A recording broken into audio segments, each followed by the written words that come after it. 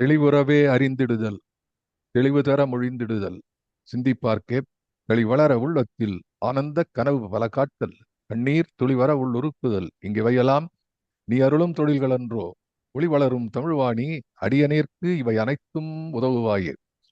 பேரன்பு மிக்க பாரதி அன்பர்களே, குவிகம் இலக்கிய அமைப்பு தொடர்ந்து நடத்தி வருகின்ற மகாகவியின் மந்திர சொற்கள் என்ற தொடர் நிகழ்விலே 254வது நிகழ்வாக இந்த காலை மாலையிலே உங்கள் அனைவரையும் ஜூம் அரங்கிலே சந்திப்பதிலே மிக்க மகிழ்ச்சி அடைகின்றேன். இந்த நிகழ்வை யூடியூப் போன்ற இணைய தளங்களிலே பார்க்கக்கூடிய நண்பர்களுக்கும் பின்னாலே பதிவிலே பார்க்க இருக்கக்கூடிய நண்பர்களும் ஆகிய அத்துணை பேர்களுக்கும் என்னுடைய மனமார்ந்த நன்றிகளை தெரிவித்துக் கொண்டு மீண்டும் அமைகின்றேன். இன்றைய தினம் நான் பொதுவாக பாரதியினுடைய பாடல்களுடைய தலைப்பை இந்த சொற்பொழிவுக்கு கொடுப்பது வழக்கம். இதுவரை பார்த்தோம், திருமகளை வேண்டுதல், கண்ணனை வேண்டுதல், இது மாதிரி. இப்பொழுது சில பாடல்கள் ரொம்ப சின்ன பாடலா இருக்கு. ஆனால் சின்ன பாடல் பெருசு கிடையாது. நம்ம அதை தொடர்ந்து நிறைய அதை பார்க்கிறோம். ஆனாலும் சில பாடல்கள் ரெண்டும் நான் ரொம்ப வருஷம் முன்னாடிலேருந்து இந்த காக்கை சிறகினிலே என்ற பாடலும் காயிலே புளிப்பதென என்ற இந்த 2 பாடல்களையும் நான் எப்போதும் ஒன்றாகத்தான் பார்த்திருக்கிறேன். சில பதிப்புகளிலே அது ஒன்றன் பின் ஒன்றாக கூட வரும். ஏன்னா ரெண்டுத்தினுடைய அடிப்படை என்பது எங்கும் கண்ணன், எதிலும் கண்ணன், இவ்வளவுதான் ரெண்டுத்திலையும். அது ரெண்டுமே ரொம்ப பாப்புலர் சாங்ஸ். அந்த ரெண்டுமே ரொம்ப எளிதான சொற்களிலே அமைந்த பாடல்கள். அந்த பாடல்களுடைய அனுபவத்திலே, அந்த பாடல்கள் தருகின்ற ஒரு பெருங்களிப்பிலே, அந்த பாடல்கள் சொல்லக்கூடிய ஒரு தெளிந்த நீரோடை போன்ற அனுபவத்திலே நாம் எல்லோரும் மயங்கி நின்றிருக்கிறோம். அதுல உள்ளே சென்று பார்ப்பது என்பது கொஞ்சம் கடினமான, அதான் நம்ம ரொம்ப பக்கத்துல இருக்கிறவங்களை பத்தி நமக்கு தெரியாது பல நேரங்கள்ல. அதுபோல இந்த 2 பாடல்களிலே இருக்கக்கூடிய இந்த பாடல்களுக்கான பின்னணிகளும் அந்த பாடல்களிலே பொதிந்து வைத்திருக்கக்கூடிய கருத்துகளும் நாம் அறிந்து என்றென்றும் ஆனந்தப்படக்கூடிய ஒரு விஷயத்தவர்களாக இருக்கின்றன. எனவே இது ரெண்டுத்தையும் சேர்த்து பார்க்கிறோம். ஆனா வழக்கம் போல இன்னைக்கு ரெண்டுத்தையும் பார்க்க முடியுமா தெரியாது. எனக்கு ஆரம்பிக்க தான் தெரியும், எப்படி முடிக்கிறதுன்னு தெரியாது. அது பாட்டுக்கு போயிட்டு இருக்கும். என்ன மனதிலே உங்களோட பகிர்ந்து கொள்ள விரும்புகிறேனோ. முதல்ல இப்ப இந்த ரெண்டுமே யூடியூப்ல நிறைய இருக்கு. காயிலை புளிப்பது என்ன இந்த பாடலும், காக்கை சிறகினிலே பாடலும் நிறைய இருக்கிறது. காக்கை சிறகில் ரொம்ப பாப்புலரா பாடல் அந்த காலத்துல கர்நாடக மேடையிலே பாடக்கூடிய பிருந்தாவனி ராகத்தில் இருக்கக்கூடிய பாடல் இருந்தாலும், ஒரு காலத்துல 7வது மண்ணிலே அவர் 7வது மனிதன படத்திலே ஜெயசுதாஸ் பாடினார். அது வேற ஒரு ராகத்திலே பாடினார். அது மாதிரி பல பாடல்கள் இருக்கின்றன. ஆனா இன்றைக்கு நான் செலக்ட் பண்றது யூடியூப்ல சூரிய கஸ்தூரி என்ற ஒரு சிறுமி, ஒரு இளம் பெண், தமிழ் அல்லாத பெண், தமிழை தாய்மொழியாக கொள்ளாத ஒரு பெண் எப்படி ஒரு பாரதி பாடலை அனுபவித்து பாடுகிறாள் என்று அந்த பாடல்ல நீங்க கேட்கலாம். காக்கை சிறகினிலே இன்னொரு ப்ளே பண்ணிட்டு இருக்காது.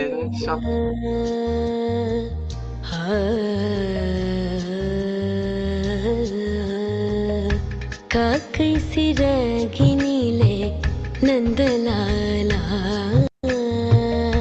காக்கை சிறகினிலே ரெண்டு இது கேக்குது. நின்றன் கரிய நிறம் தோன்றுதையே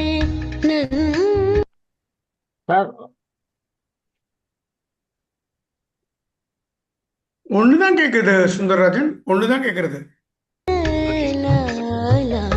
காக்கை சிறகினிலே நந்தலாலா, நின்றன் கரிய நிறம் தோன்றுதையே நந்தலாலா, காக்கை சிறகினிலே நந்தலாலா, நின்றன் கரிய நிறம் தோன்றுதையே நந்தலாலா, காக்கை சிறகினிலே நந்தலாலா, நின்றன் கரிய நிறம் தோன்றுதையே நந்தலாலா, காக்கை சிறகினிலே நந்தலாலா.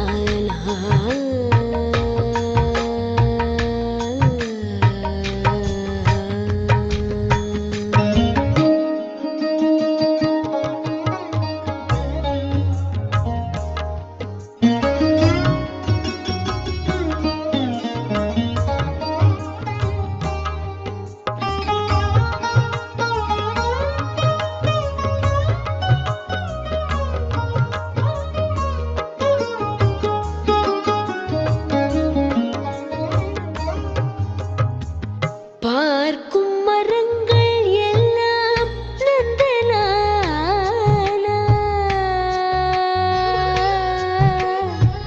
ஆ,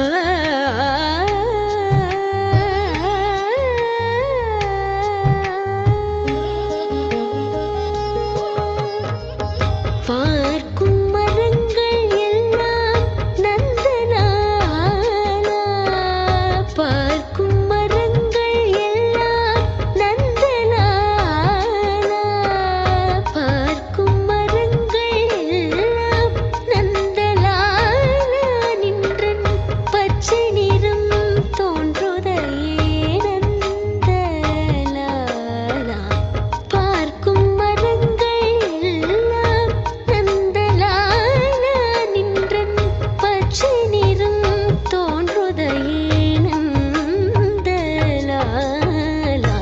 காக்கை சிறகினிலே நந்தலாலா. நின்றன் கரிய நிறம் தோன்றுதையே நந்தலாலா. காக்கை சிறகினிலே நந்தலாலா. ஆ,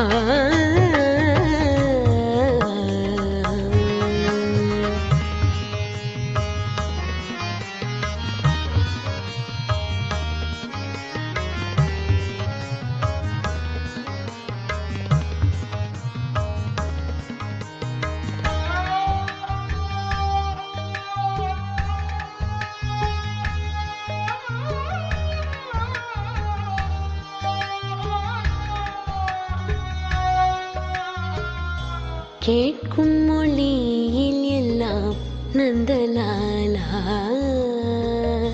கேட்கும் மொழியில் எல்லாம் நந்தலாலா. நின்றன் கீதம் இசை குரடா நந்தலாலா. கேட்கும் மொழியில் எல்லாம் நந்தலாலா. நின்றன் கீதம் இசை குரடா நந்தலாலா. கேட்கும் மொழியில் எல்லாம் நந்தலாலா. நின்றன் கீதம் இசை குரடா நந்தலாலா. தீக்குள் விரலை வைத்தால் நந்தலாலா. தீக்குள் விரலை வைத்தால் நந்தலாலா. தீக்குள் விரலை வைத்தால் நந்தலாலா. நின்னை தீண்டும் இன்பம் தோன்றுதடா நந்தலாலா. தீக்குள் விரலை வைத்தால் நந்தலாலா. நின்னை தீண்டும் இன்பம் தோன்றுதடா நந்தலாலா. காக்கை சிறகினிலே நந்தலாலா. நின்றன் கரிய நிறம் தோன்றுதையே நந்தலாலா. காக்கை சிறகினிலே நந்தலாலா.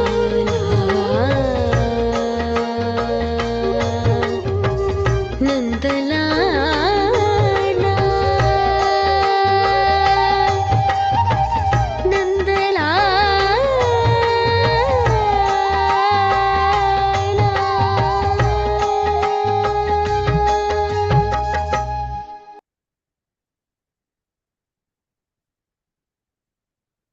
ஹலோ,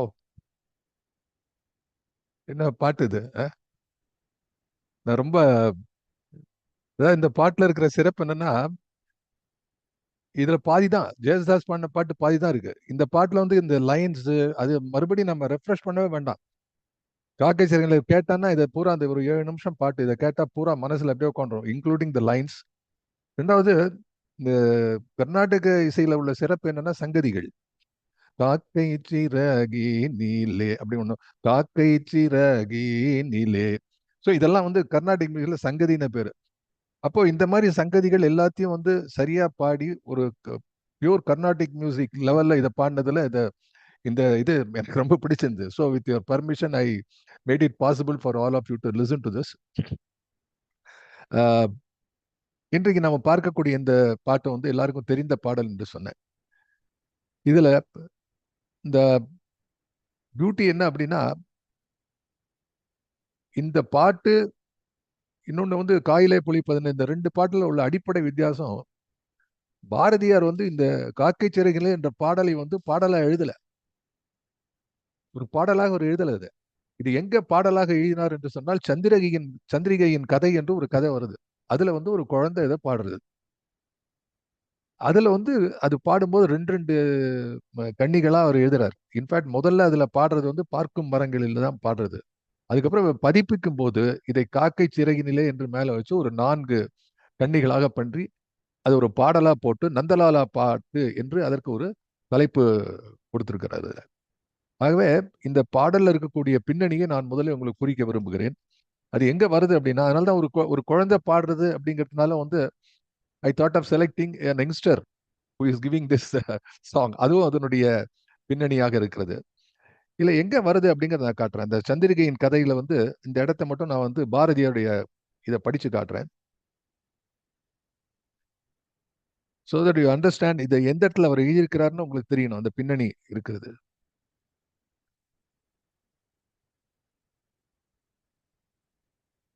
ஒரு குழந்தை பாடுகிறது.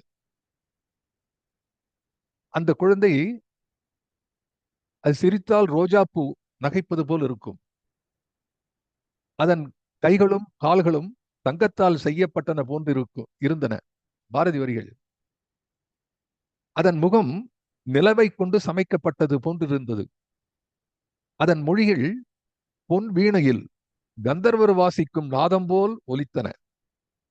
அதன் கை கால் இயக்கங்கள் தேவஸ்திரீகளின் நாட்டிய செயல்களை ஒத்திருந்தன. என்ன லாங்குவேஜ் பாருங்க. தேவஸ்திரீகளின் நாட்டிய செயல்களை ஒத்திருந்தன. இந்த குழந்தையை பார்த்தவுடனே காலையில் இதன் முகத்தோடு முகமுற்றி முத்தமிட்டு நகைத்துக் கொண்டிருந்த பணிப்பெண்ணுடைய அழகிய தோற்றமே கோபால ஐயங்காரின் மனக்கண்ணுக்கு முன்னே எழுந்தது. அவர் ஒரு கேரக்டர். அவர் தான் கேட்கிறார். அவர் கேட்கிறார், குழந்தாய் உனக்கு பாட்டு பாட தெரியுமா என்று கேட்கிறார். தெரியும் என்றாள் சந்திரிகை. எங்கே ஒன்று பாடு கேட்போம் என்றார் கோபால ஐயங்கார்.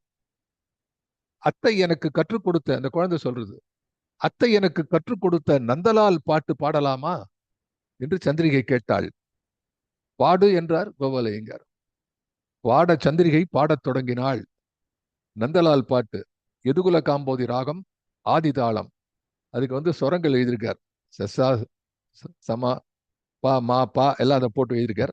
பார்க்கும் மரத்திலெல்லாம் நந்தலாலா நிந்தன் பச்சை நிறம் தோன்றுதடா நந்தலாலா, காக்கை சிறகினிலே நந்தலாலா நிந்தன் கரிய விழி தோன்றுதடா நந்தலாலா. வருகிறது கரிய நிறம் இல்ல, கரிய விழி தோன்றுதடா நந்தலாலா, கேட்கும் ஒலியிலெல்லாம் நந்தலாலா நின்றன் கீதம் இசைக்குதடா நந்தலாலா, தீக்குள் விரலை வைத்தால் நந்தலாலா நின்னை தீண்டும் இன்பம் தோன்றுதடா நந்தலாலா. இது ஒரிஜினல். இதை பதிப்பிக்கும் போது என்ன பண்ணாங்க, காக்கை சிறகினிலே நந்தலாலா நிந்தன் கரிய நிறம் தோன்றுதையே, பார்க்கும் இடமெங்கன்னு வரும்போது தோன்றுதையே, பார்க்கும் மரங்கள் எல்லாம் நந்தலாலா நிந்தன் பச்சை நிறம் தோன்றுதையே என்று பதிவித்தார்கள்.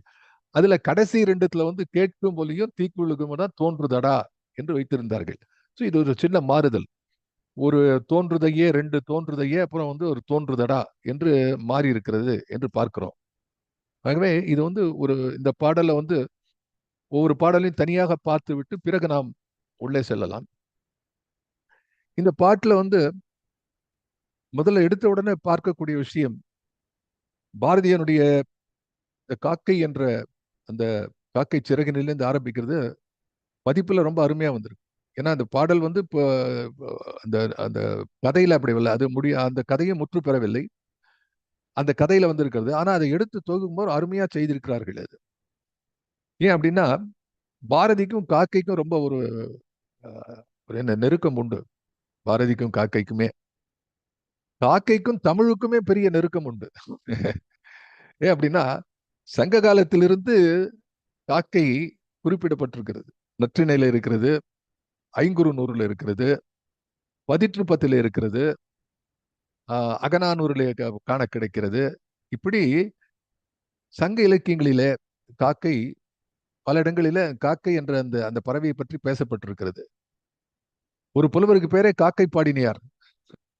அதனால இது இது தமிழுக்கு ரொம்ப சொந்தமான ஒரு காக்கை. இதுல பாரதி வந்து எடுத்து பாடுகிறான். எடுத்து பாடும்பொழுது இது முதல்ல காக்கை சிறகினிலே நந்தலாலா என்று பாடும்பொழுது காக்கை சிறகு என்று குறிப்பிடுகிறான். இந்த நந்தலாலா என்பதும் ரொம்ப முக்கியமான சிறப்பான செய்தியாக நாம் யோசித்து பார்க்க வேண்டும். என்ன அப்படின்னா, இந்த நந்தலாலா என்ற குறிப்பு இருப்பதனாலே இந்த பாடல் பாடக்கூடியவர் யார் என்று பார்த்தால் இந்த கோபியர்கள், ஆயர்பாடியில் இருக்கக்கூடிய கோபியர்கள் பாடிய பாட்டாக நாம் இதை எடுத்துக்கொள்ள வேண்டும். இப்ப பாட்டுக்குள்ள போலாம். பாட்டினுடைய பின்னணி தெரிந்தாச்சு. அந்த குழந்தை பாடுறது, சந்திரிகைன்ற குழந்தை அந்த சந்திரிகையின் கதையிலே பாடுகிறது. ஆனா இந்த பாட்டு எங்க பாடப்படுகிறது என்பதற்கான ஒரு குறியீடு என்ன என்று சொன்னால், இது நந்தலாலா. இப்படி கண்ணனை நந்தலாலா என்று குறிப்பிடக்கூடிய ஒரு சமூகம் இருந்தது எது என்று கேட்டால் அது ஆயர்பாடி. ஏன் என்று சொன்னால், நந்த என்று சொல்லக்கூடிய அந்த சொல் இருக்கிறதே, அது நந்தகோபனை குறிக்கிறது. இன்றைக்கு ரொம்ப மகிழ்ச்சி. ரமா அவர்கள் இன்றைக்கு வந்து ஒரு திருப்பாவை பாடினார்கள். அதுவும் வந்து கண்ணனை அப்படி போற்றி பாடக்கூடியது. அது ஆரம்பமே என்ன வருகிறதுனா, மார்கழி திங்கள்ல வரும்போது ஏறார்ந்த கண்ணி அசோதை இளஞ்சிங்கம் என்று சொல்லக்கூடிய நந்தகோபன் குமரன் என்று. இந்த ரெஃபரன்ஸ் இஸ் வெரி இம்பார்ட்டன்ட். ஏனென்று சொன்னால், பாகவதத்துல பார்க்கும்பொழுது கண்ணனுடைய மிக அற்புதமான லீலைகள் எல்லாம் ஆயர்பாடியிலே நிகழ்ந்தன.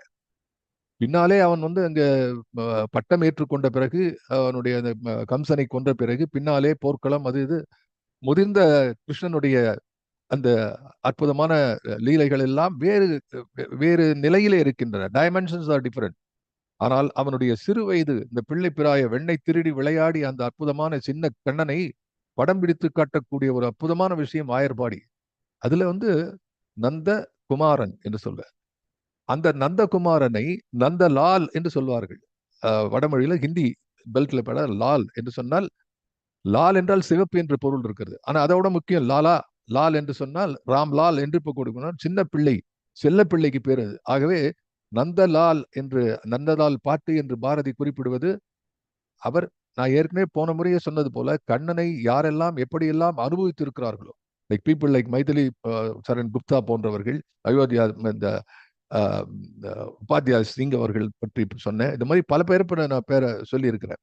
அப்படி வடமொழியில இருக்கக்கூடிய கண்ண இலக்கியங்கள் எல்லாம், ஸ்ரீகிருஷ்ண இலக்கியங்களை எல்லாம் பார்த்தவர். நான் கூட நினைத்து பார்க்கிறேன், பாரதி வந்து மதுராஷ்டகம்னு உங்களுக்கு தெரியும் நினைக்கிறேன். மதுராஷ்டகம் கேட்டிருக்கீங்க நினைக்கிறேன் பல பேர். வல்லபாச்சாரியோடைய மதுராஷ்டகம் எம்எஸ் அம்மா பாடி கேட்காதவர்களே இருக்க முடியாது. அது எங்கும் கண்ணன் எதிலும் கண்ணன். அதரம் மதுரம் வதனம் மதுரம். உதடுகள் இனிமையானவை, உன்னுடைய வதனம் மதுரம்.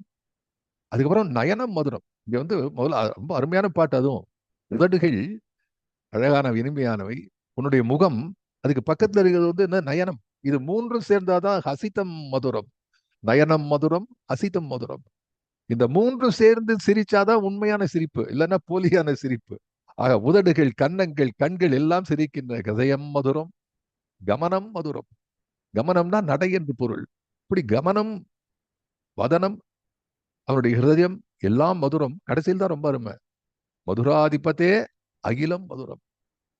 மதுராதிபதேன்னு இருக்கக்கூடிய உன்னில் இருக்கக்கூடிய அனைத்துமே இனிமையானவை என்று கூறுகிறார். அதுவும் வந்து எம்எஸ் அம்மா குரல் அந்த பாட்டு கேட்காதவங்க வந்து நீங்க கேட்டே ஆனது. ஒரு முறை எனக்காக கேட்டுட்டு, அதாவது இது வந்து வெறும் பக்தி மட்டும் அல்ல, it softens the mind and the sensibilities. ஒரு ராஜு பரதன் அப்படின்னு வந்து ஒரு மாபெரும் கிரிட்டிக் இருந்தார், இல்லஸ்ட்ரேட்டட் வீக்லி எழுதுவார் Raju Bharathan.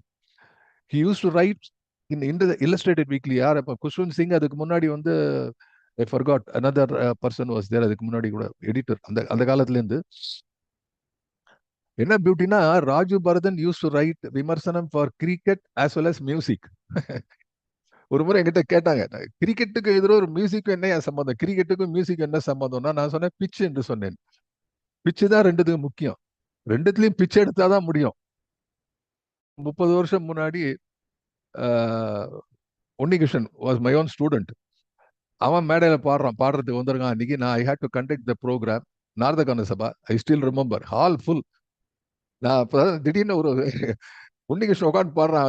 he was our college representative ஆகணும்னா is a good cricket player also. அப்போ முதல்ல நான் சொன்னது it was also recorded in some magazines those times. எதுக்கு சொல்றேன், அப்படி இந்த இந்த அனுபவம், கிருஷ்ணா அனுபவம் இருக்கிறதே, அந்த அனுபவம் என்பது இந்த பக்தியை தாண்டி மனசை அவர் எழுத்துருவார். இந்த Raju Bharathan used to write music heals the jaded nerves, the jaded nerves are soothened by music என்று சொல்வார். இப்படி இந்த இசைக்கு இருக்கக்கூடிய ஒரு அனுபவம் இருக்கிறதே அது. அதை போல இந்த கண்ணன் பக்தி என்ற ஒரு விஷயம் இருக்கிறதே, அது ரொம்ப அருமையான விஷயமா இருக்கு. அது டான்ஸ்ல இருக்க சுரேஜ் மீ அருமையான என்னுடைய தம்பி அவர் வந்திருக்காரு இன்னைக்கு. சுரேஜ் மீயோட 2 பெண்கள், இரட்டை குழந்தைகள், 2 அருமையா டான்ஸ் ஆடும். நான் பார்த்திருக்கேன் மெட்ராஸ்ல. அந்த குழந்தைகள் போல நாட்டியத்துல அத்தனை இருக்கக்கூடிய பரதநாட்டிய குழந்தைகள் எல்லாம் கண்ணனை போற்றாத நாட்டியமே கிடையாது. அந்த கண்ணனை பாலசரஸ்வதி அம்மா இன்னைக்கு எப்படி அந்த வெண்ணையை கண்ணை திருடின்னு காமிச்சாலும் அதை நீ காட்டிக் கொண்டிருக்கிறார்கள். சுஜாதா ஒரு முறை கேட்டார், என்ன திரும்ப திரும்ப இந்த கண்ண உமாச்சிக்கு வெண்ணையே கொடுத்துட்டு இருக்கீங்க, இவ்வளவுதானா முக்கியம்? But that is not, it is our symbol. இது ஒரு அடையாளம். எத்தனை குழந்தைகள் பிறந்தால் என்ன, எந்த வீட்டில் எத்தனை குழந்தை பிறந்தால் அத்தனை குழந்தைக்கும் நெற்றி சுட்டி வைத்து கன்னத்திலே முத்தமிட்டு பாராட்டக்கூடிய அந்த அன்பும் பாசமும் அது போகாது. அதை மனதிலே கொண்டு வருவதற்கான ஒரு முயற்சி தான் பக்தி என்பது. Is not a mere concept of God. God is there or not, விட்டுருங்க, அதை பத்தி கவலையே கிடையாது. காட் இருக்குன்னு சொன்னாலும் ஒண்ணு, இல்லைன்னாலும் ஒண்ணு. இதுல நீங்க பாத்தீங்கன்னா கடவுள் இருக்கிறான் என்பவர்கள் அவர் கடவுள் இல்லை என்று 2 பேர்லயும் கடவுளை தான் நினைக்கிறான். பியூட்டி இஸ் அவ்வளவுதான். அதனால அதோட இன்னொரு செய்தி, போன முறை கூட ஒரு ஒரு கதையில, அந்த குறும்புதினம் கதையில ஐ திங்க் கடவுள் நம்ம போய் கடவுளை பார்க்கறதுக்கு போயிட்டு கூட்டத்துல கடவுள் நம்ம பார்த்தாருங்கிற திருப்தி இருந்தா போறோம். யார் நம்ம இவர் ராமன் கதை நினைக்கிறேன். I think Sundararajan also remember இங்க குறும்புதினத்துல. அது போல இந்த கான்செப்ட்ல. ஆகையினால இது இந்த பாட்டு அந்த இசை, அது மாதிரி இந்த அதரம் மதுரம், அது மதுராஷ்டகம் 8 ஸ்டான்ஸா உண்டு. இந்த மாதிரி அஷ்டகம்னா 8, நம்ம பதிகம்னு சொல்ற மாதிரி வடமொழியில அஷ்டகம்னு சொன்னா 8, தசகம் என்று சொன்னால் 10, இது மாதிரி போகும். இப்படி இந்த அதரம் மதுரம். சரி, நம்ம ஊர் பக்கம் யாராவது இதை பாடிருக்காங்கன்னா, ஒரு ஞான வெளியிலே, ஞான வெளியிலே பார்க்குமிடம் எங்கும் ஒரு நீக்கமர நிறைந்துள்ள பரிபூரணானந்தமே அப்படின்னு ஒரு அற்புதமான சந்தத்துல நம்ம தாய்மான சுவாமிகள் பாடியிருக்கிறார். அது என்னன்னா பரிபூரணானந்த விளக்கம் என்று ஒரு பகுதி. அதை பாட்டை பார்த்தா இதெல்லாம் படிச்சு பார்க்கணும். இதெல்லாம் ஏன் படிக்கணும்? எல்லாம் படிச்சு யார்கிட்ட சொல்லணுமா? இல்லை படிச்சானா நம்ம திடீர்னு பின்னாடி ஏதாவது ஒளி வெள்ளம் வருமா? ஒன்றும் இல்லை. It softens your mind. சில நண்பர்கள் சார் ஸ்டூடெண்ட்ஸ் என்கிட்ட கேட்டாங்க, இது சாஃபன்ஸ் யுவர் மைண்ட்னு சொல்றீங்களே, என்ன சார் இப்போ இலக்கியத்தினால என்ன? நான் சொன்னேன், இந்த இலக்கியத்தை படித்து இந்த ரசனையிலே ஆழ்கின்ற இந்த சின்ன சின்ன கணங்களிலாவது நீ பிறருக்கு துன்பம் செய்யக்கூடிய எண்ணங்களையும் விட்டு விடுவாய். See, the Bible says, especially the New Testament says, don't even harbor bad ideas because one day it will become a reality. நான் எந்த கொலையும் குத்தமும் பண்ணல சார். நான் மனசளவில் அப்படி நினைச்சுட்டு இருக்கேன். மனசுல ஒரு வன்மம் இருக்கு, அவன் அடிச்சு நேரில் ஒன்றும் பண்ண மாட்டேன். வாய்ப்பு கிடைக்கும் போது இந்த மன்னம் துள்ளி குதித்து உங்கள் கைகளில் கால்களில் அது ஆவேசமாக உணர்வெடுத்து உயிரெடுத்து பிறருக்கு துன்புறுத்தக்கூடிய நிலையை கொண்டு வந்து சேர்க்கும். அதனால இதை பண்ணணும். நான் பாரதியை படிக்கக்கூடிய நேரமெல்லாம் இதான் நினைக்கிறேன். இந்த நேரத்துல நான் வேற எந்த தப்பு தண்டா மனசை கட்டுப்படுறது ரொம்ப கஷ்டம். நம்ம ஒருத்தருக்கு சொல்லணுங்கிறது இல்லை. Nobody knows what goes on in your mind. அதை கிளென்ஸ் பண்றதுக்கு, to clean your mind, you have to fill it with something, you have to flush it. what they call as a flush is the right word for that. அதை வெளியேற்ற இந்த நல்ல செய்திகள் உள்ளே கொடுத்து கொண்டே இருக்க வேண்டும். இது மனசுல போய் பண்றதா, உடனே இதை பத்தி பேசுறோமா, ஞான வெளியே வந்துடுத்தா, அப்படியே ஒளி வெள்ளமா முக்தி அடைஞ்ச, there is nothing. See, in the great Gita, Kannan போதிக்கிறான், தேர்தட்டிலே நின்று கொண்டு அர்ஜுனனுக்கு உபதேசம் செய்கிறான். நான் தாண்டா எல்லாத்துலயும் இருக்கிறேன் மாமே என்று சொல்கிறான். அந்த கீதையினுடைய வரிகள் எல்லாம் உங்களுக்கு தெரியும். அதுல சொல்லும் போது அந்த விஸ்வரூபம் எடுக்கும்போது கண்ணன் என்ன சொல்கிறான், அர்ஜுனனுக்கு அந்த விஸ்வரூபத்தை பார்க்கக்கூடிய ஒரு கண்களையும் கொடுக்கிறான் என்று வரலாறு சொல்கிறார். சாதாரண கண்ணால பார்க்க முடியாது. ஜெயகாந்தன் அருமையா சொன்னார் அவருடைய இதுல. ஜெயகாந்தன் மாதிரி ஒரு ஆள் இருக்க முடியாது சொன்னார், விஸ்வரூபம் காட்டப்படுவதில்லை, பார்க்கப்படுகிறது. யாராவது உனக்கு விஸ்வரூபம் காட்டுறது இல்லை, நீ பார்க்கறதுடா. புருஷ சுத்தத்துடைய ஆரம்பமே தான். 1000 கரங்களுடைய ஒரு ஒரு பெரிய மகா புருஷனை பேசுகிறது புருஷ சுத்தம். அப்படி இந்த நாட்டிலே இந்த எண்ணங்களை எல்லாம் அந்த அந்த point the final point is to correct the individual, to first connect with the NN, first connect with the individual, ரெண்டாவது கரெக்ட் த இண்டிவிஜுவல், RRET, அவனை சரி பண்ணணும். இப்போ வெளியிலிருந்து இல்ல, அந்த உள்ளுக்குள்ள நுழையணும் அப்படின்னா இத்தனை பெரிய அற்புதமான விஷயங்கள் நமக்கு வந்து கொண்டு, அதுல ஒன்றுதான் அந்த ஒரு எளிமைதான் இந்த பக்தி. அந்த பக்தியினுடைய விஷயத்தை தான் பார்க்கும் இடம் எங்கும் ஒரு நீக்கமறு நிறைந்துள்ள பரிபூரணானந்தமே. இப்ப யோசிச்சு பாருங்க, முதல்ல காக்கைய சொன்னான், அதுக்கப்புறம் மரங்களை சொன்னான், அதுக்கப்புறம் கேட்கக்கூடிய ஒலியை சொன்னான், அதுக்கு பிறகு தீக்குள் விரலை வைத்தான். அதுக்கு வரேன். அது அந்த அந்த ஒரு லைன் வந்து அப்படி தனியா துண்டா நிக்கிறது, அப்படியே வந்துட்டே இருக்கான், போயிட்டே இருக்கான். ஒரு எலிவேஷன் எப்படி வந்து இந்த இந்த ஃபிளைட் வந்து அப்படி போயிட்டே இருக்கும், அப்படி மூக்க மேல வச்சுட்டு போயிட்டு இருக்கும். போயிட்டு ஒரு நிலையில அப்படின்னா அப்படி மேல தாவிடும், அவ்வளோ. அதுக்கப்புறம் ஆகாய வழிதான், தரைக்கு அதுக்கு எந்த விதமான சம்மந்தம் கிடையாது. அது மாதிரி அந்த பாட்டுல வந்து ஒரு 3 கன்னிகளிலே விறுவிறு விறுவிறு என்று நடந்த பாரதி 4வது வரியிலே மேல போயிட்டான். அதுக்கப்புறம் கீழே தொடவே இல்லை. Is away from everything. அந்த அனுபவத்தை உங்களுக்கு கொடுக்கிறானே, அதைத்தான் என்று நாம பார்க்க போகிறோம். ஆக இது பின்னணி. இப்போ யோசிச்சு பாருங்க, பார்க்கும் இடம் எங்கும், எங்க பார்க்கும், அதை பார்க்கும் இடம் எங்கும் என்ற ஒரு சொல்ல பாரதி விரிவுபடுத்துகிறான். ஏனென்றால் அவன் தாயுமானவர்களை ஆழ்ந்தவன், வள்ளலாரிலே ஆழ்ந்தவன். அவன் வந்து பல ஞானிகளை எல்லாம் அவன் அவன் எடுத்து படித்தவன், வடமொழி காவியங்களை படித்தவன். இந்த வடமொழி காவிய வளமைகள் எல்லாம் முடமாகாமல் முன்னவன் காதையை யாத்து தந்த ஒரு யாகத்தை கம்பன் செய்தானே, அதன் பிறகு அது போன்ற ஒரு யாகத்தை செய்தவன் பாரதி என்று சொன்னால் அதுல எந்த விதமான ஐயத்துக்கும் இடமில்லை. இப்போ இந்த காக்கை பாட்டுல, சரி காக்கையை பார்த்தேன், கருப்பு தெரிஞ்சது சார் என்று சொல்லாமல் காக்கை சிறகினிலே என்று சொல்றான். சார் தெரியும் sir, this is a typical வாவே, so you will go into the word என்று எல்லாரும் சொல்றது எனக்கு தெரியுது. சுந்தரராஜன் சொல்லுவார், சார் விட்டுற மாட்டார் சார், காக்கையிலே காக்கை. பிரபாந்த வாரியர் சொல்லுவார், யாக்கையோட முக்கியம் காக்கை அப்படிம்பார். அந்த காலத்துல இப்படி தொந்திய தட வேண்டிய விபூதி எல்லாம் சிரிச்சுட்டு, காக்கைனா கால் கை காக்கை என்பவர், காலு கையை சேர்ந்தா காக்கை. இந்த காக்கை ஒழுங்கா இருந்தா யாக்கை ஒழுங்கா இருக்கும் அப்படின்னு. அதனால வந்து காக்கை சிறகு என்று ஏன் சொல்கிறார் யோசித்து பார்க்க வேண்டும். காக்கையை பத்தி சொல்லல. சிறகு என்பது it's a indication of a dynamic bird. சிறகு இல்லாத பறவைகள் கூட இருக்கின்றன, உலகத்திலே ரெக்கார்ட் பண்றாங்க. சிறகு இல்லாத பறவைகள், பறக்க முடியாத பறவைகள் இருக்கு, ஃபிளைட்லெஸ் பேர்ட்ஸ் என்ற ஒரு லிஸ்டே இருக்கு. ஆனா அதையெல்லாம் தாண்டி இவன் காக்கை சிறகு என்று ஆரம்பிக்கிறான் எடுத்த உடனே. இதுல நிந்தன் கரிய நிறம் தோன்றுது. இப்ப இந்த கருப்பு முக்கியமா, கருப்புல பார்க்கக்கூடிய கண்ணன் முக்கியமா? இப்ப இது 2 விதமான உவமை இருக்கிறது. என்ன அப்படின்னா, பார்க்கக்கூடிய ஒன்றை உவமானம் உவமேயம் என்று சொல்வார்கள்.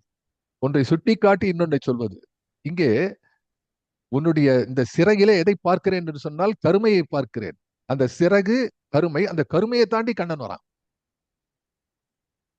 இதுல முக்கியமா பார்க்க வேண்டியது இந்த மொத்த பாடலுடைய பின்னணி என்ன என்று சொன்ன முதல்ல சொல்லிடுறேன். அப்போ so that you will understand. பெரிய தத்துவம் அப்படியே இதை பத்தி பிரமாதமெல்லாம் எழுதி அதை பத்தி எல்லாம் போக வேண்டிய அவசியமே இல்லை. இது விரகதாபத்திலே ஒரு பெண் பாடக்கூடிய பாடல் என்ற அளவிலே தான் ஆரம்பிக்கிறான். ஏன், எந்த பெண்? கோபியர் பாடுகிறார், கோபிகள் பாடுகிறார்கள். கண்ணனை அந்த பாகவதத்துல அருமையா வரும், கண்ணனை பார்த்து கொண்டே இருக்கக்கூடிய கோபியருக்கெல்லாம் கர்வம் தலைக்கு மேலே போய்விட்டது. இவ்வளவு பெரிய ஆள், நம்ம சொல்றோம்ல அரசியல்ல வந்து ஒரு பெரிய ஆள் இருப்பான், பெரிய பதவியில, எப்ப பார்த்தாலும் அவன் கூட ஒருத்தன் போயிட்டு இருப்பான். அவன் வந்து இந்த வீடியோ எல்லாம் வருவான், கார் கதை திறப்பான், கூட உட்காந்துருப்பான் எல்லாம். அவனுக்கு பெருமை தாங்காது. அப்படியே அந்த பெரிய ஆளுக்கு எவ்வளவு இருக்க பெருமையோ அதோட இவன் பிரமமா இருப்பான், நான் பெரிய ஆள் தான் சொல்லிட்டு இருப்பான். அப்படி இந்த கோபியருக்கெல்லாம் கர்வம், ஆணவம் வளர்ந்து விட்டது.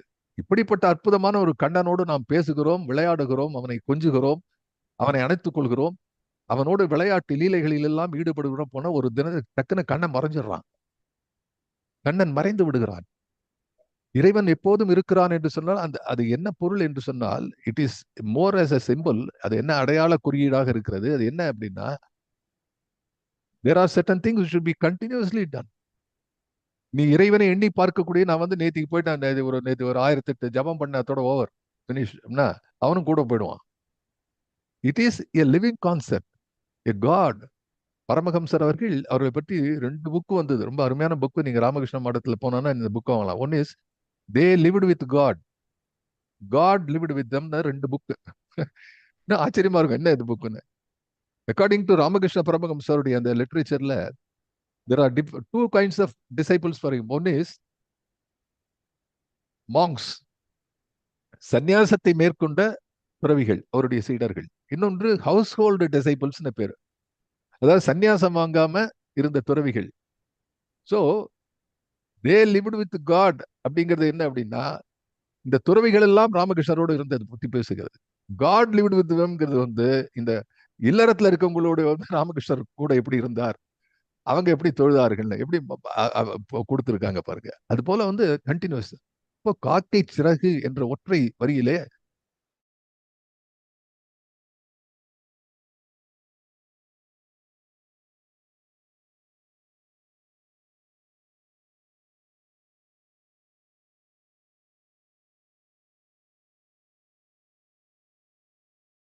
அந்த காலத்துல வந்து இவரது ஐ திங்க் இட் வாஸ் யாருடைய கதை என்று மறந்துட்டேன்.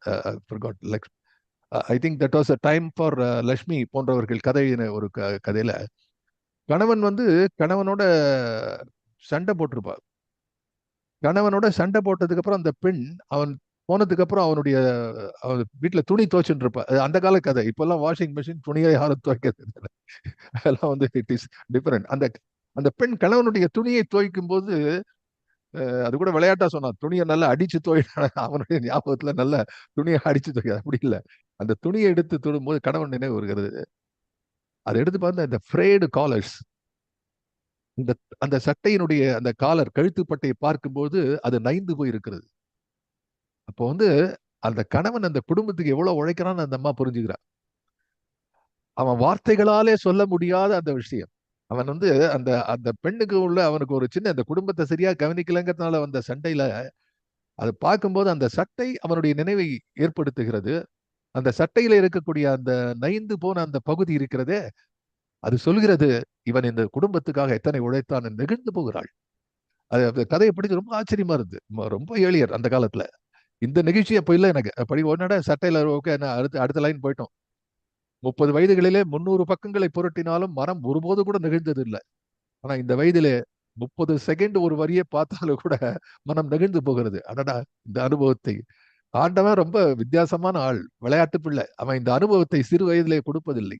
எத்தனை பேர் எண்ணி பார்க்கிறோம், இந்த அறிவும் ஞானமும் பொறுமையும் பாசமும் அன்பும் தேக்கமும் ஏக்கமும் இந்த பின்னணியும் ஒரு 20 வயசு எனக்கு இருந்தா நான் இன்னும் உருப்படியா இருப்பேன் என்று நினைத்து பார்க்காத பெரியவர் எத்தனை பேர் இருப்பாங்க சொல்லுங்க. 60 தாண்டி அத்தனை பேரும் நான் நினைக்கிறோம், இந்த அறிவு எனக்கு வந்து 20 வயசுல இருந்தா நான் இன்னும் நல்லா இருப்பேன். 40 50 வயசுல இருக்கணும்னு நினைப்பான், இன்னும் நிறைய பணம் சம்பாதிச்சுன்னு நினைப்பான். 60 வயசுல இருக்கிறவன் இன்னும் நன்றாக உறவுகளை போற்றி இருப்போமே என்று நினைப்பான். ஆனால் 70 வயதை தாண்டிவன் என்ன நினைப்பான்னு சொன்னா, இன்னும் கொஞ்சம் இந்த சமுதாயத்தை உருப்படியா இருக்கலாமே, இன்னும் படிக்க வேண்டிய விஷயம் எவ்வளவு இருக்கு. பாரதியை முடிக்க முடியுமா தெரியல. நான் இப்ப செவ்விலக்கியங்களே நான் தொட்டு என்னுடைய அரை பூராக செவ்விலக்கிய தான். நாம கம்பன் இருந்து தொல்காப்பியத்திலிருந்து ஆரம்பிச்சு எல்லாம் இருக்கு. எதையுமே படிக்க இன்னும் பூரா படிக்க முடியலையே என்ற தாபம் இருக்கிறதே. அந்த தாபம் தான் ஒன்றில் ஆக இருக்கும்போது தெரியாதது, இல்லாத போது எல்லாவற்றிலும் தெரிகிறது. எனவே அந்த பெண் நினைக்கிறாள், காக்கை சிறகினிலே நந்தலாலா, இதன் கரிய நிறம் தோன்றுதையே நந்தலாலா. அதே நம்ம வச்சுக்கலாம் அந்த பாடத்தையே. தோன்றுதடா என்பது அவர் கதையில எழுதுது. இந்த கடைசி 2 தான் தோன்றுதடா வருது. அது காரணம் சொல்றேன். ஆக ஒரு சிறகு, அந்த ஒரே ஒரு சிறகு பறவையை சுட்டி காட்டுகிறது. இந்த காக்கை நான் சொன்னேன், காக்கை வந்து why it is close to பாரதினா, காக்கா பார்லிமெண்ட்னு ஒன்று பாரதி கட்டுரை எழுதியிருக்கிறான். நான் ஏற்கனவே அதை பத்தி என்னுடைய கட்டுரையில குவியத்துல கூட எழுதியிருக்கிறேன். அதை பத்தி காக்கைகள் பேசுவதை எழுதி பாரதி எழுதுறான். காக்கான்னு சும்மா சொல்றதுல, காக்கைகளுக்கு வந்து 22 விதமான கத்த தெரியும்னு பாரதி எழுதுறான். I think nobody can dispute it. According to science நீங்க எடுத்து பாத்தீங்கன்னா, காக்கைகள் மனித பாஷை அறிந்து கொள்ளுகின்றன. காக்கைகள் மனித பாஷை தெரியும். இதே வந்து இதுவே ஒரு ரிப்போர்ட்டே வந்தது.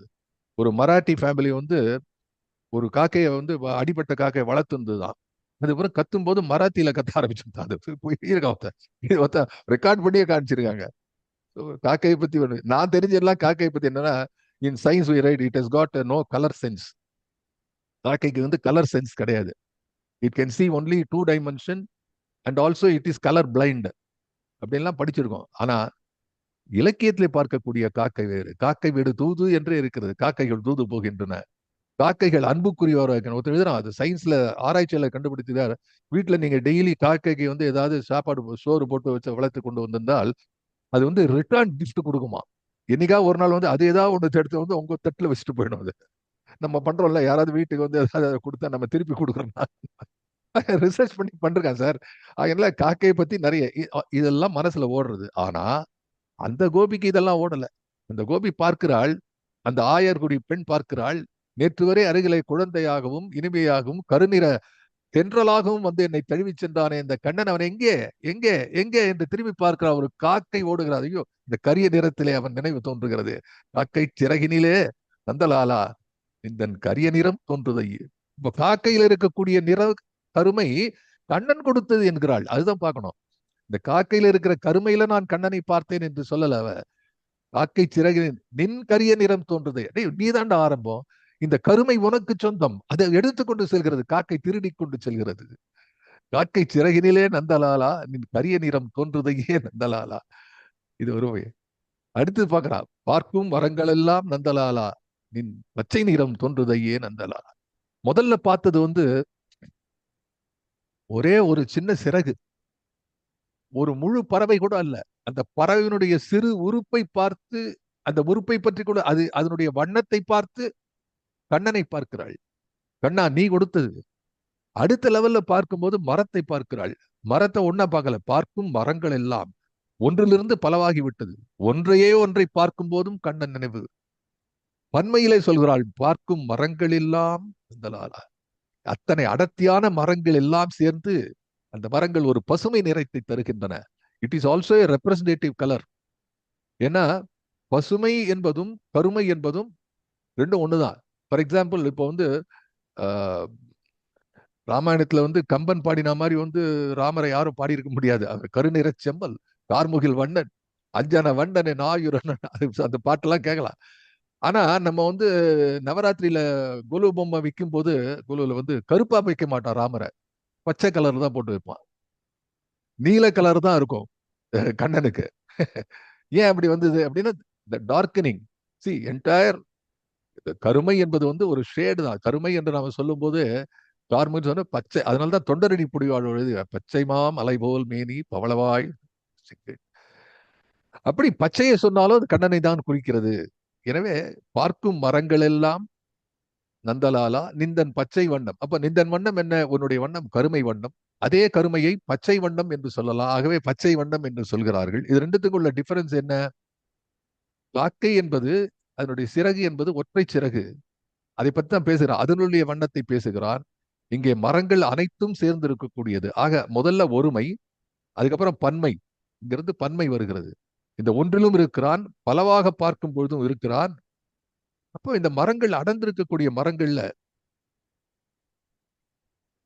இதுல ஒண்ணு வந்து மேல இருக்கக்கூடியது வந்து அவன் பேசுறதுல இருக்கக்கூடிய அந்த ஒருமை பன்மை என்பதை தாண்டி அவன் என்ன சொல்ல வருகிறான் என்பது நிறங்களை பற்றி சொல்கிறான். அப்ப நிறங்கள் என்பது அருவம்.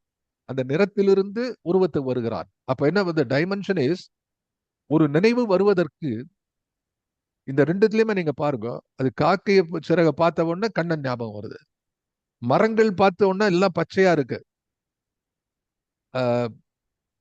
அதாவது மண்களிக்கும் மரகத பசுமை அபிராமப்பட்டு எழுதுவார். அந்த மண்ணே சந்தோஷப்படுறான். மண்ணுல பசுமையா இருக்கக்கூடிய நெல் வயல்கள் பார்த்து நாம சந்தோஷப்படுறது மட்டும் இல்ல, இந்த மண்ணே கழிக்கிறதா. ஆஹா, என் மேல இவ்வளவு ஒரு பச்சை இருக்க என்று மண்ணே அனுபவிக்கக்கூடிய பசுமை என்றார். அப்படி இந்த பசுமை என்பதும் இந்த கருமை என்பதும் ஒரு வண்ணம். தட் இஸ் அருவம். அந்த அருவத்திலிருந்து மனம் உருவத்துக்கு போகிறது. சோ அது வந்து ஒரு பாசிவ் லெவல். அதான் நான் பார்த்து உட்காந்துருக்கேன். பார்க்கும்போது அந்த நினைவு என் மனத்திலே ஏறுகிறது. இது முதல் 2 வரி. இந்த முதல் 2 கண்ணி என்ன? காக்கை சிறகினிலே நந்தலாலா நின் கரிய நிறம் தோன்றுதையே நந்தலாலா, பார்க்கும் மரங்கள் எல்லாம் நந்தலாலா நின் பச்சை வண்ணம் தோன்றும். இந்த ரெண்டுமே நிறங்களை குறிக்கிறது. நிறங்களிலிருந்து ஒரு உருவத்தை குறிக்கிறது. இந்த அருவத்திலிருந்து வரக்கூடிய உருவம் கண்ணனுடைய உருவம். அது மனதிலே நினைவாக பதிகிறது. யாருக்கு? அந்த கோபியருக்கு. இப்ப அடுத்த அடி பார்க்கும்போதா, கேட்கும் ஒலியிலெல்லாம் நந்தலாலா நிந்தன் கீதம் இசைக்குதடா நந்தலாலா. இது என்டையர்லி டிஃபரெண்ட். இப்போ ஒரு பாட்டுன்னா எப்படி இருக்கணும்னா ஸ்டெப் பை ஸ்டெப். இது பாரதி தெரிந்து செய்தானா தெரியாமல் செய்தானா என்பதெல்லாம் பத்தி நம்ம கவலை இல்லை. ஒரு தேர்ந்த சித்திர கலைஞனோ ஒரு சேர்ந்த சிற்ப கலைஞனோ ஒரு படைப்பை உருவாக்கினான் என்று சொன்னால் அதன் பிறகு அது பார்ப்பவர்கள் சொந்தம், அதை ரசிப்பவர்களுக்கு சொந்தம். நீங்க எப்படி எடுத்து கொஞ்சுறீங்களோ எப்படி பார்க்கிறீங்களோ. ஆகவே நான் பார்க்கறது ப்ராக்ரஸிவ் எவல்யூஷன் இந்த லைன்ஸ். இது the most what do you call as a deconstruction என்று சொல்வார்கள் ஆங்கிலத்தில் வந்து when we are studying about poetry analysis, அதை பத்தி பண்ணக்கூடிய ரிசர்ச்ல சொல்லக்கூடியது poetry appreciation என்று சொல்வார்கள். அது இங்கிலீஷ்ல லிட்ரேச்சர்ல poetry appreciation is ஃபர்ஸ்ட் வந்து deconstruct the poem. அந்த போயம் எப்படி இருக்கோ அதை முழுசா வச்சுக்காம அதை கொஞ்சம் கொஞ்சமா சொற்களாக அல்லது சொற்றொடர்களாக உடைத்து அதை அதை எப்படி வருதுன்னு பார்க்கணும். அது போல நான் பார்க்கும்போது there is a progressive evolution. Evolution வந்து ரெட்ராக்ரெசிவ் இருக்கலாம், பட் இங்க நான் சொல்லக்கூடியது ப்ராக்ரெசிவ், கொஞ்சம் கொஞ்சமாக முன்னேறக்கூடிய ஒரு பரிணாம வளர்ச்சியை இது காட்டுகிறது. என்ன அப்படின்னா முதல் 2 வரியில ஒன்று ஒருமை, 2வது பன்மை, சிறகு ஒருமை மரங்கள் பன்மை, அது ஒரு எவல்யூஷன். 2வது அது ரெண்டுத்துக்கும் உள்ள ஒற்றுமை என்னன்னா ரெண்டுமே பாசிவ், ரெண்டுமே அந்த ஒரு அந்த அந்த உமையிலிருந்து ஒரு நினைவை கொண்டு வருது, கண்ணன் என்ற நினைவை. 3வது வரும்போது இன்னொரு டைமென்ஷன் கொடுக்கிறது. என்னன்னா திஸ் பிகம் டைனமிக். இது ஆற்றலோடு வரக்கூடிய ஒரு விஷயம். கேட்கும் ஒலியில் எல்லாம் நந்தலாலா. இப்படி கண்ணால பாக்குறா, 2 விஷயத்த பாக்குறா, ஒண்ணு காகம், இன்னொன்று மரங்கள். அதிலே கண்ணனுடைய நினைவு வருகிறது. இங்க கேட்கிறது காதுல, புலன் மாறுகிறது. இந்த கட்புலத்திலிருந்து கேட்கக்கூடிய புலன் வருகிறது. இந்த கேட்கக்கூடிய புலன் அது வரக்கூடிய ஒலிகள் எல்லாம் நிந்தன் கீதம் இசைக்குதடா என்று பேசலாம். அங்கதான் வந்து பாரதி ஒரு ஸ்டெப் மேல போறான்.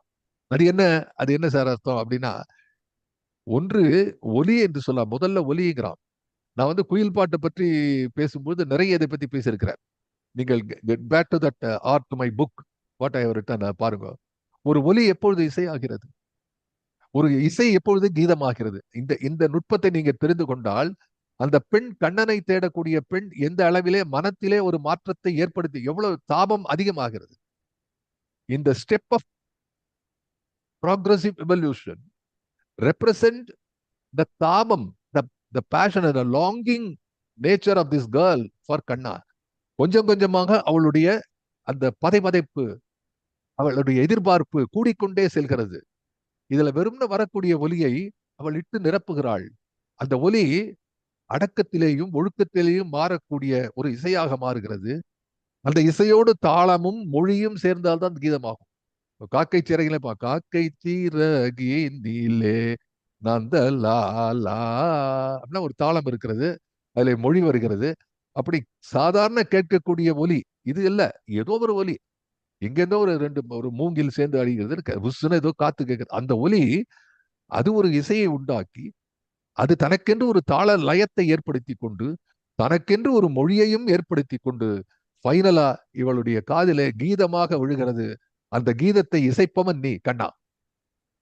இப்போ வெறும் நினைவாக இருக்கக்கூடிய கண்ணன் ஒரு ஆக்டிவ், ஒரு ஒரு ஆற்றல் மிகுந்த புருஷனாக மாறுகிறான், ஒரு ஆற்றல் மிகுந்த ஒருவனாக மாறுகிறான், ஒரு காதலனாக மாறுகிறான். அவன் என்ன செய்கிறான், சாதாரண ஒலியை வந்து தன்னுடைய இசையையும் தாளத்தையும் கூட்டி ஒரு கீதமாக மாற்றுகிறான். அந்த கீதம் இருக்கிறதே, அதுல என்ன மொழி இருக்கிறது, அது என்ன பாடுகிறது, அது அவனுக்கும் அவளுக்கும் சொந்தமானது. அது நம்ம தலையிட வேண்டிய அவசியமே இல்லை. That is secret. என்னவா இருக்கும், பட் கீதம் இசைக்குதடா நந்தலாலா என்று சொல்கிறான். இந்த 3 நிலை இருக்கிறது. இந்த 3 நிலையை தாண்டி அடுத்து டேக் ஆஃப் லெவல் இது அப்படின்னா, தீக்குள் விரலை வைத்தால் நந்தலாலா என்னை தீண்டும் இன்பம் தோன்றுதடா நந்தலாலா. என்ன சார் இது, எப்படி சார் பொருள் சொல்ல முடியும்? நம்பர் 1 எல்லாம் கேள்வி, என்ன சார் இது, எவனா போய் தீல கையை வைப்பானா, தீக்குள் கையை வைப்பானா, விரலை வைப்பானா? அது கூட தீயில் என்று சொல்லல பாரதி, தீக்குள் என்று சொன்னான். இப்போ அது தீயிலுடைய டிஃபரெண்ட் லெவல், அந்த தீயினுடைய உள்ள த கோர் ஆஃப் தட் என்று சொன்னால் இது வந்து ஒரு ஓமையாக இருக்க முடியுமே ஒழிய இது ஏதோ ஒரு விறகடுப்புல போட்டு ஒரு தீ மூட்டின மாதிரி இருக்க முடியாது. ஆகவே அந்த தீக்குள் விரலை வைத்தால் என்பது இட்ஸ் அ டோட்டல் இமேஜினேஷன். அதனுடைய இனன்சியேஷன், அதை கொண்டு நீங்கள் பெறக்கூடிய செய்தி என்னவாக இருக்க முடியும்? அது முழுவதுமாக கற்பனையிலே, உங்களுக்கு அந்த கற்பனையிலே தாண்டக்கூடிய லெவல்ல இருக்கிற அது மேல போகிறது. உங்களால் நேரிலே பார்த்து பௌதீக லெவலில, அதாவது இந்த சமுதாயத்தில் இருக்கக்கூடிய இந்த சக மனிதர்கள் வாழக்கூடிய உயிர் வாழக்கூடிய நிலையிலே இருந்து வேறு ஒரு இடத்துக்கு செல்ல வேண்டும். அதனால தான் சொன்னேன் டேக் ஆஃப். தீக்குள் விரலை வைப்பால் என்பது தீக்குள் விரலை வைத்து பார்ப்பது மட்டுமல்ல, அந்த எண்ணத்தை மனத்திலே ஏற்படுத்திக் கொள்ளக்கூடிய ஒரு ஒரு ஒரு சிந்தனை உங்களுக்கு வர வேண்டும். சரி, இதுல இன்னொரு டைமென்ஷன் இருக்கு. என்ன அப்படின்னா, இப்போ பார்க்கலாம் சார், இந்த பாட்டு எங்க சார் நடக்குது? பாட்டு நான் சொன்னேன் ஆயர்பாடியிலே இந்த பாடலுடைய பின்னணி ஆயர்பாடி. கண்ணனை எல்லாவற்றிலும் பார்த்து ரசிக்கக்கூடிய ஒரு பெண் கண்ணனுக்காக ஏங்கி பாடுகிற பாட்டாக இது இருக்கிறது. அது பிறகு பாரதிக்கு வருகிறது. தன்னை பாரதி பெண்ணாக மாற்றிக்கொண்டு பாடுகிறான், அதெல்லாம் பின்னாடி. அவள் என்ன செய்கிறாள்? எல்லா நேரத்திலும் இருக்கிறாள். இந்த நேரம் அந்த நேரம் கிடையாது. இப்படி இந்த அதரம் மதுரம் பாடணுமோ அது மாதிரி காலை மாலை எல்லா நேரத்திலும் கண்ணனை நினைத்து பார்க்கிறேன். எங்கும் கண்ணன் எதிலும் கண்ணன். மோர் தென் 30-40 இயர்ஸ் பேக் என்னுடைய ஒரு பாட்டு. அது பல பேர் கர்நாடக இசை கச்சேரியில பாடியிருக்கிறார்கள் இந்த பாட்டை. எங்கு நோக்கினும் உன்னை காணுகின்றேன் கண்ணான் தான் அது பல்லவி. தர்பாரி கானடால அமைந்த பாடல்.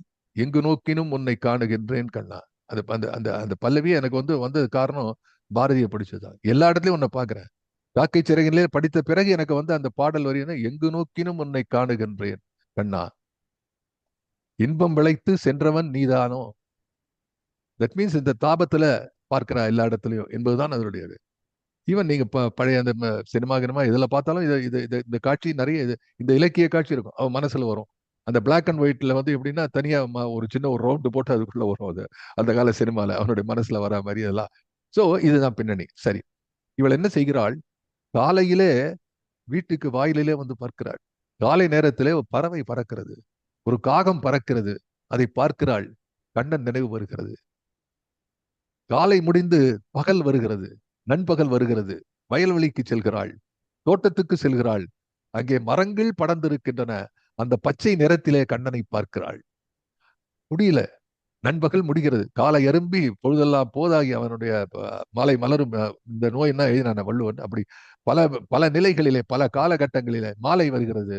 மாலை வரும்போது இவளுடைய நெஞ்சிலே அந்த இனிமையான கேட்கும் ஒலியிலெல்லாம் இரவு வருகிறது. விளக்கு ஏற்றப்படுகிறது. அங்கங்கே தீபங்கள் தெரிகின்றன. இதுல கையை வச்சாலும் அவன் ஞாபகம். இந்த தீபத்தை ஏற்றும் பொழுது இவன் நினைவிலே ஏற்றுகிறாள். நானே ஒரு கற்பனை பண்றேன். ஒரு ஸ்மால் ஒரு கவிதைக்கான கருவாக அந்த இளம்பெண் கண்ணனுடைய நினைவிலே இருக்கக்கூடிய அந்த இளம்பெண் என்ன பண்ணுகிறாள்? ஒரு வீட்டுல இரவு நேரத்துல விளக்கு ஏற்றுகிறாள். ஏற்ற முடியல. அவன் நினைவில ஏற்றும் போது அந்த விளக்கிலே இருக்கக்கூடிய சுடரிலே விரல் செல்கிறது. இவளுக்கு புரியல, தெரியல. பண்றோம் இல்லையா? அதாவது ஏதோ ஞாபகத்துல தச்சுன்றமா ஊசி குத்தம், ஐயோ. ஆனா இவள் அந்த விளக்கிலே இருக்கக்கூடிய அந்த சுடரிலே விரல் படுகிறது. அப்போ தெரியல. கண்ணனையே நினைத்துக் கொண்ட தீக்குள் விரலை வைத்தால் நந்தலாலா உன்னை தீண்டும் இன்பம் தோன்றுகிறா. உன்னுடைய கருமை நிறம் இருக்கு, கடைசியில தீண்டும் என்கிறாள். அப்போ இந்த தீண்டு என்பது ரொம்ப முக்கியம். மக்கள் மெய்தீண்டல் இன்பம் என்று பேசுவான் வள்ளுவன். அப்படி தீண்டக்கூடிய விஷயம். அப்போ from the concept of the love பார்க்கும் பொழுது the physical nearness, இந்த தாபத்தினுடைய ஒரு நிலைப்பாடாக அவனை நேரிலே பார்க்க வேண்டும், அவனை தொட வேண்டும், அவனோட இருக்க வேண்டும், அவனோட உறவு கொள்ள வேண்டும் என்ற இந்த தாபத்துல காக்கை சிறகுகளை ஆரம்பிச்சு தீக்குள் விரலை வைத்தால் என்று வரைக்கும் வருகிறது. அதுதான் இந்த பாட்டினுடைய சிறப்பு. இன்னொன்று சொல்கிறேன் சார், காக்கை சிறகு பார்த்தா உங்களுக்கு கண்ணன் ஞாபகம் வருமா? Let us say for example, ஒரு கண்ணன் மேலே கிருஷ்ண பிரேமை என்பார்கள். அது கிருஷ்ண பிரேமி என்றே ஒருத்தர் இருந்தார். ரொம்ப அருமையான உபன்யாசகர் கிருஷ்ண பிரேமி. அவரெல்லாம் கேட்கணும். கிருஷ்ணனை பத்தி பேசக்கூடிய கேட்டா இப்ப சம் டியூப்ஸ் ஆர் அவைலபிள். கண்ணனை பற்றிய செய்தி ஒண்ணா கிருஷ்ண பிரேமியை கேட்கணும். அப்படி கிருஷ்ண பிரேமையிலே ஆழ்ந்த ஒரு சொல்லுவார். காக்காயை பார்த்தா அப்படியா எனக்கும் கண்ணன் ஞாபகம் வருது சொல்லலாம் கூட. 2 பேர் இருக்கான். மொத்தம் உண்மையான கண்ண பக்தன், இன்னொருத்தன் போலியாக நிற்கிறான் என்று வைத்துக் கொள்ளுங்கள். காக்கை பார்த்தா எனக்கு கண்ணன் ஞாபகம், எனக்கு தான் ஞாபகம் வருது. அப்படியா? எனக்கு மரத்தை பார்த்தா கண்ணன் ஞாபகம் வரும். பச்சை கண்ணன், பச்சை முகன். எனக்கும் அப்படிதாங்கிறான். ஏதோ காதல கேட்கிறேன், அந்த கேளு, அது கேட்டுல வரக்கூடிய ஒலி பாட்டாக மாறி அது கண்ணனாக மாறுகிறது. எனக்கும் அப்படிதான். தீக்குள் விரல் வைப்பான் அவன். போலியும் உண்மையும் பிரியக்கூடிய இடமாக கடைசி வரியிலே ஒரு முத்திரையை பதிக்கிறான் Bharathi. It is more like a test, acid test மாதிரி. நீ எதை வேணா சொல்லிட்டு போடா, நீயும் பாக்குறேன், ஏன்னா யாரும் வேணா சொல்லாம காக்கை பார்த்து உடனே ஞாபகம் வருது. ஆனால் தீக்குள் விரலை வைத்தால் என்பது இப்படி கூட நினைச்சு பார்க்கலாம். இதுதான் பாரதி எழுதினா நான் சொல்லல அப்படி. பட் என்ன அப்படின்னா, இந்த பாடலிலே step wise there is an elevation. இந்த பாடலிலே ஸ்டெப் வைஸ் ஒன்றிலிருந்து ஒன்று பெறக்கூடிய ஒரு நிலையை பாரதி சுட்டி காட்டிக் கொண்டே பேசுகிறான். But what is the total content? The some is எங்கும் கண்ணன், எல்லா இடத்திலும் கண்ணன் பரவி இருக்கிறான். அப்படி நினைப்பது யார்? இந்த பாடலுடைய பொருளை பார்த்தால் அப்படி நினைப்பது பக்தி என்பதுல நான் சொல்லியிருக்கேன், தசவித பக்தி இருக்கின்றன நம்ம நாட்டுல பேசுகிறார். அதுல வந்து மதுரபாவம் என்று பேர். இது மதுரபாவம், இனிமையான இது. அது மாதிரி நாயகா நாயகி பாவம் என்று சொல்வார்கள், காந்தபாவம் என்று சொல்வார்கள். காந்தபாவம்னா தலைவனா கவிஞர் ராதை பேசுவது காந்தபாவம், கோபியர்கள் எல்லாம் பேசுவது வந்து நாயகி பாவம், எங்களை நாயகியா நாங்க ஏற்றுக்கொள்ளுங்கள். அப்படி தோழியராக இருக்கக்கூடிய அந்த கோபியை செய்யக்கூடிய ஒரு பாடலாக இது விளங்குகிறது.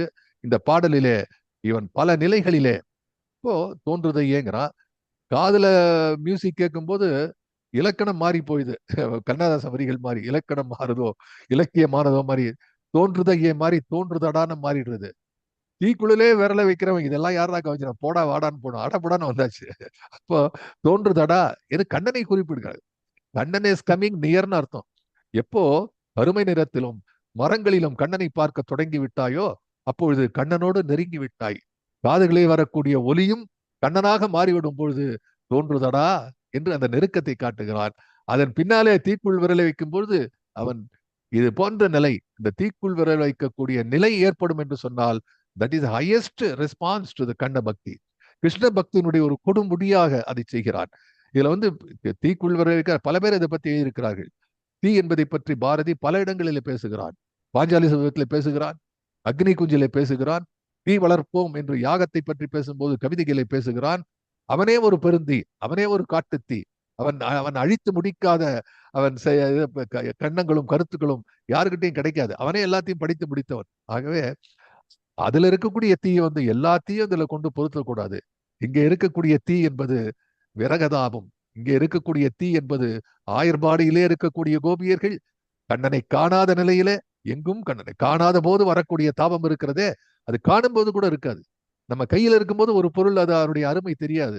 காணாத நிலையிலே காணாது இருக்கக்கூடிய அந்த அந்த அந்த கணங்கள் செல்ல செல்ல மனது தாபத்திலே மூழ்கி மூழ்கி செல்லக்கூடிய ஆழமாக அந்த தாபம் விரிவுபட்டு கொண்டே செல்லக்கூடியதை பாரதி காக்கையிலே காட்டி, அந்த ஒருமையிலே காட்டி, பன்மை மரங்களிலே காட்டி, புலன் மாற்றி காதுகள் வழியாக வரக்கூடிய இசையிலே மாற்றி, கடைசியிலே யாருமே எண்ணி பார்க்க முடியாது தீக்குள் விரலை வைத்தால் என்ற இடத்திலே உயர்த்தி காட்டுகிறானே, அதுதான் இந்த பாடலுடைய படிப்படியாக செல்லக்கூடிய அற்புதமான விஷயம்.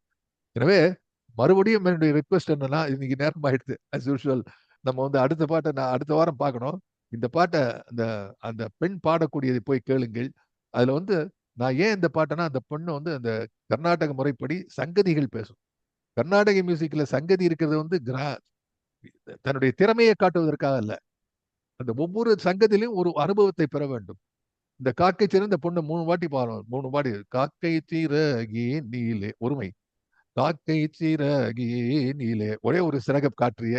இப்படி நாம் சொன்ன இந்த இந்த இந்த உதாரணங்களையும் இந்த கருத்துக்களையும் நீங்கள் ஒவ்வொரு சங்கத்திலையும் ஏற்றி பார்த்து அந்த பாட்டை மறுபடியும் கேட்டு நீங்கள் மகிழ வேண்டும் என்று சொல்லி, காக்கை சிறகும் காயிலே புளிப்பு என்பதில் இன்றைக்கு சிறக பார்த்திருக்கிறோம். அடுத்தது புளிக்கும். அந்த புளிப்பு என்னன்னு பார்க்கலாம். புளிப்பு என்பது ரொம்ப அருமையான சுவையாக இருக்கும். ஆகவே அதையும் பார்க்கலாம் என்று சொல்லி வந்து கேட்ட அத்துணை நண்பர்களுக்கும் மீண்டும் நன்றி சொல்லி நிறைவு செய்கிறேன். வணக்கம்.